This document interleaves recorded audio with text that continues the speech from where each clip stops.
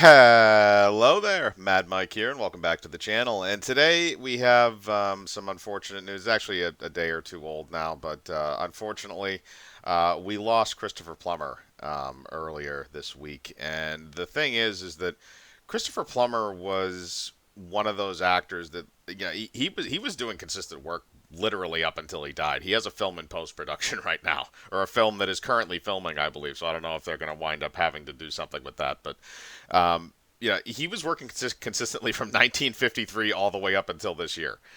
So it's kind of insane that he had that long of a career. He had over 217 different acting credits. Which again, that in and of itself is an insane number. Most people don't even break 100 in their career. The only other person that I can think of that I've seen with that kind of a number is Dick Miller. But regardless, uh, Christopher Plummer really was, and the thing is too, like he's an accomplished actor, especially in theater. Early on in his career, he was, well, I shouldn't say early on, throughout his career, he was very prominent on the theater scene. Canadian-born actor, and really he started off doing a lot of Shakespeare, Othello, Hamlet, The Tempest, a lot of that kind of stuff on the stage in Canada, and eventually he wound up getting noticed and started getting cast in some other stuff. Now, a lot of his early work through most of the 50s was related to that Shakespearean style of play, that kind of that kind of presentation, and just kind of taking that and adjusting it for things like television or radio. But then when you get into the 60s, really 1965 was his big breakout year because that was when he played Captain Von Trapp in The Sound of Music. And that film wound up going on, I believe, to win Best Picture that year. It's kind of a shame that Christopher Plummer did not get nominated for Best Supporting Actor from that movie. But that film is really what catapulted his career forward. Was being in The Sound of Music, and then it was kind of an interesting career for him because he did a lot of really interesting things. Or really good things in terms of films. He won an Oscar in 2010 for a movie called The Beginners. Like I said, he won several Tonys. He won a couple of daytime Emmys as well. So I mean, there's a lot. There's a lot that Christopher Plummer was nominated for, and a lot that he won. That's not even counting a lot of the Canadian awards and stuff that he's won. The Genie Awards, which is like the Canadian version of the Oscars. Stuff like that. The amount of awards that man had, he probably had like 10 cabinets full. Very, very prominent, very good actor. But then he's also in these horrible shit movies, like Star Crashed, which was a knockoff of Star Wars that came out in 1978. He played the Emperor in that movie. I don't know how much they paid him, but I hope they paid him a lot. But stuff like that. He was in some Corman stuff, I'm pretty sure, at various points in his career. He was in the remake they did of Harrison Bergeron. There's a lot of there's a lot of weird stuff sprinkled throughout Christopher Plummer's career. But the one thing is though, is that whenever you see him in a film, it's not one of those situations where it's he's a that guy. He's like, you see him in a film, it's like, oh, it's that guy. But at the same time, he has a very memorable name. But the thing is, when you're watching him in a film, he's the next best guy up. And again, all three of his Oscar nominations were for Best Supporting Actor, which is not surprising to me. But that's really what he was. Is he was that guy who could, like, he's the solid number two. If you need to have him in a scene playing off of somebody, he can do it, and he can do it at the drop of a hat. I'm actually kind of sad he didn't get more starring roles in his career, and that he's really only mainly known for his supporting roles.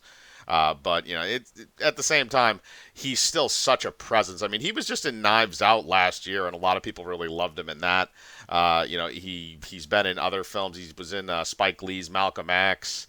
He did a lot of other stuff. Star Trek Six: The Undiscovered Country. I forgot he was in that. Until I actually looked this up, which was kind of funny, because I don't remember a lot about that movie other than Kim Cattrall as a Vulcan. But regardless.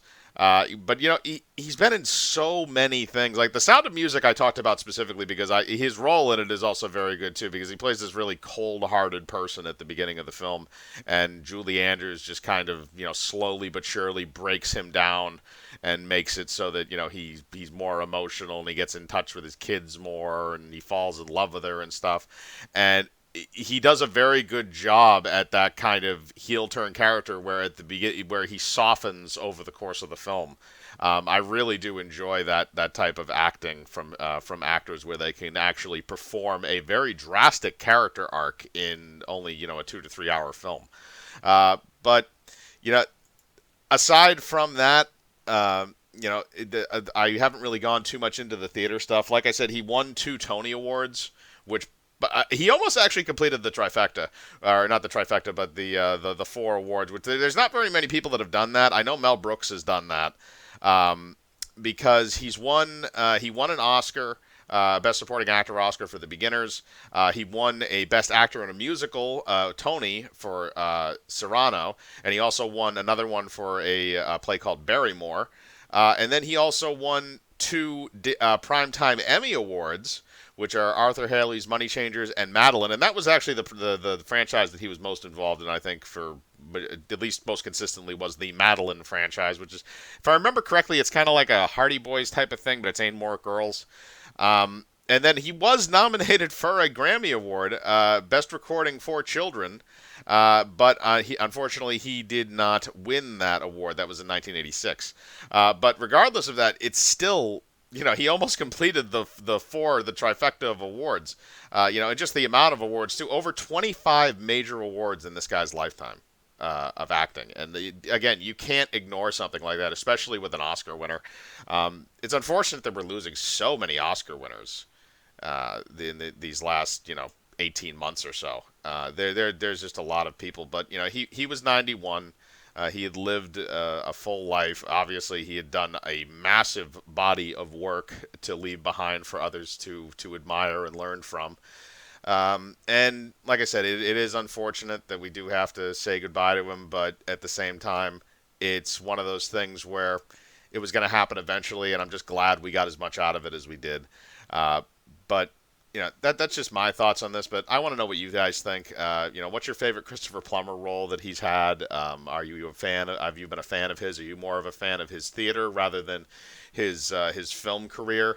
Put any of your thoughts below in the comments. Whatever you want to say. As usual, I like to read them.